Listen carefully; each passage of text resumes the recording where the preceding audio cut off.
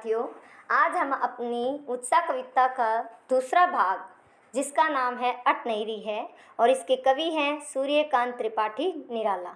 अब यहाँ पर बच्चों देखो, अट नहीं रही है में पहला शब्द है अटना का अर्थ होता है अपने आप में नहीं समाना। क्या नहीं समाना?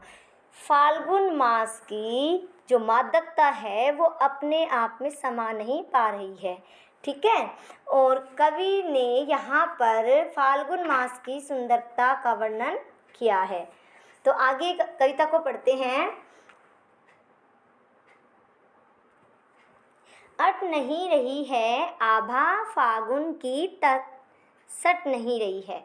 यहाँ पर कवि कहता है कि फाल्गुन की यह सुंदरता शरीर में किसी भी प्रकार से समा नहीं पा रही है, वह प्रकृति के कण कण में से फूट रही है।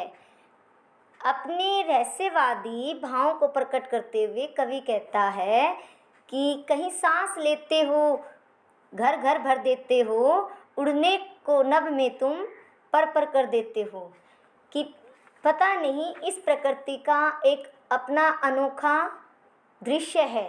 पता नहीं तुम कहाँ बैठकर अपनी सांस के द्वारा इस प्रकृति के कोने कोने को सुगंध से भर रहे हो। आँख हटाता हूँ तो हट नहीं रही है, पत्तों से लदी डाल कहीं हरी कहीं लाल, कहीं पड़ी है उर्मे गंध मंद पुष्पमाल, पाट पाट शोभा श्री पट नहीं रही है। कवि कहता है कि आकाश में ऊंचा उड़ने वाली तुम्हारी मन की जो पंख है वो एक नई दिशा प्रदान कर रहे हैं। तुम मन में तरह तरह की कल्पनाओं को जन्म देते हो।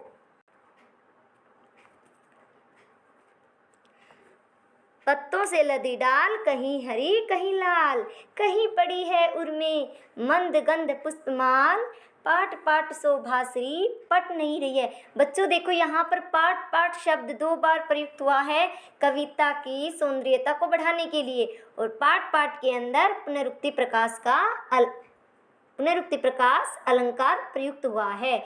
इसमें कवि कहता है कि मैं उसकी ओर अपनी आँख हटाना चाहता हूँ, लेकिन मेरी आँख वहाँ से नहीं हट पा रही है। क्यों? क्योंकि इस सुंदरता में मन बंधकर क्या है, रह गया है, और जो पेड़ों की डालियाँ हैं पत्तों से पूरी तरह से लद गई है। कहीं तो कैसी दिखाई दे रही है बच्चों, कहीं पत्ते हरे हैं और कहीं कोपलों में लाली छाई हुई है। मतलब प्रकृति की सुंदरता अपने आप में ही समा नहीं पा रही है, और कवि भी अपने मन में कहीं उस प्रकृति की सुंदरता को समा नहीं पा रहे हैं, क्योंकि उनके बीच सुंदर सुगंध फूल खिल रहे हैं। ऐसा लगता है कि उनके कंठों में सुगंध से भरे फूलों की मालाएं पड़ी है। तभी देखो कविता में बार बार यहाँ पर पूरी प्रकृति का वर्णन दिया है बेटा। तो कविता में यदि पूरी पंक्ति के आधार पर देखें तो इसमें मानवीकरण अलंकार है। ठीक है बच्चों, पंक्ति पूरे पद्यांश में किस अलंकार का प्रयोग हुआ है? मानवीकरण अलंकार का। नहीं रही है, घर घर भर, पर पाट पाट, यहाँ पुनरुक्ति प्रकाश अलंकार का प्रयोग हुआ है। कहाँ सांस लेते हो, घर घर भर देते हो, यहाँ मानवीकरण अलंकार का प्रयोग हुआ है। ठीक है बच्चों, खड़ी बोली कविता के अंदर तुकांत छंद का प्रयोग हुआ है। ठीक है बच्चों, इसमें खड़ी बोली का प्रयोग हुआ है। कहीं कहीं पर तत्सम और तद्भव शब्दों का भी विशेष रूप से प्रयोग किया गया है। अब हमारी कविता के दोनों भाग कंप्लीट हो चुके हैं। कल हम इसके प्रश्न अभ्यास को लेकर चलेंगे।